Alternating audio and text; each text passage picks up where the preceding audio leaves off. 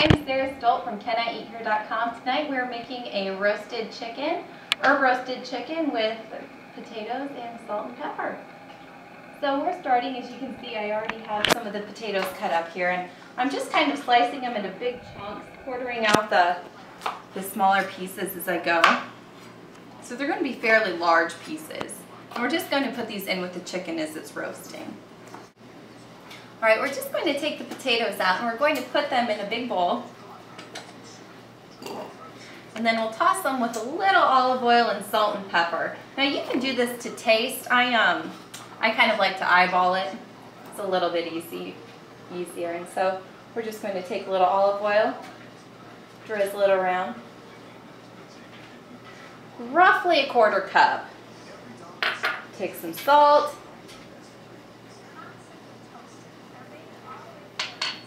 And a little pepper. And I'm just going to use my hands to toss it up. Alright, and we're just going to prepare our herb mixture for the chicken. I'm using some thyme, rosemary, and sage. And I'm really just going to keep the pieces relatively big. The general rule of thumb when you're using fresh spices versus the dried is you'll use about 3 times the amount you normally would. So we're just going to break them off. And these are organic versus the non-organic alternatives. The reason I use organic versus the non-organic alternatives is the pesticide levels in herbs and potatoes and as well as your poultry can be a little bit higher and actually sometimes significantly higher than the non-organic alternatives. So we're just going to keep these in larger chunks. I'm actually just going to keep these whole and break them up just a little bit. Move down. Just going to remove the stems really. And these have been washed and patted dry with a paper towel. You don't want to keep them wet after. If you guys could smell these, they smell so good. All right, and now we'll move on to prepare the chicken. So this is an organic whole chicken. The thing you have to watch out for when you buy the skin on is sometimes you'll have some feathers left in. So as you can see, the feathers are right along the wings on this organic chicken. It's just a little bit, and it's fairly common to find on these. You know, they're a little bit more natural, and so you kind of run the risk of some of those natural things happening. And let's see if there's any right along here.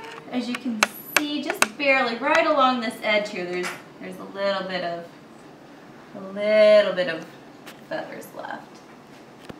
And that looks to be all of it. This one actually wasn't so bad. I've seen a few with some major feathers left in. So this one actually wasn't so bad. So when you're roasting a chicken, the first thing you want to do is you want to rinse it. Cold water, just a quick rinse on the outside.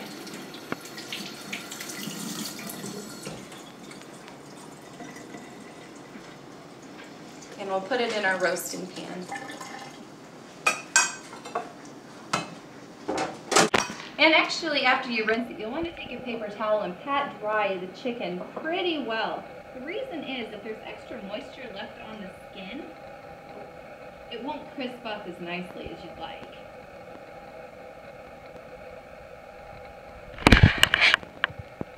Now, I should mention prior to doing this, you should look inside the chicken for the goblets and gizzards. And I removed the neck just because it grosses me out a little bit. So, pat dry. And we will take a little salt.